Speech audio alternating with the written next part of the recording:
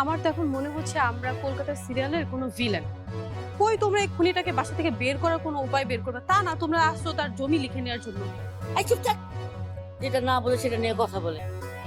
এই আপনি একটা কাজ করেন তো, হ্যাঁ। বাকিকে ডাকে। আচ্ছা, কার জন্য এসব করতেছি? হ্যাঁ, তোমাদের জন্যই তো আমি ডাকতেছি। আমু তুমি না ওনাকে ভয় পাও? আমি ভয় পাই? ভয় পাইলে কি কিছু জয় করা যায়? পাগল কোথাকার, আপনি ডাকেন তো। বাকের, ও বাবা বাকের, বাবা একটু আসো না বাবা।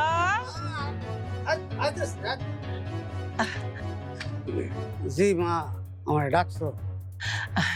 হ্যাঁ বাবা, ডাকছি। আমার বেআইন তোমার সাথে একটু কথা বলবে। জি জি আন্টি বলেন।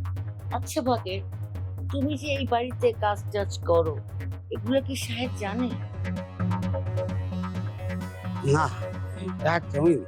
তাহলে এখন থেকে বাড়ির কাজ, রান্না বান্না যা কিছু আছে সব তুমি করবে, সাহেবের কানে যেন না যায়। তাহলে তো সংসারে অশান্তি করে কি লাভ বলো? তা তো ঠিকই। না, আপনি কিচ্ছু চিন্তা করবেন না। আমি সাহায্য কিচ্ছু করবো না।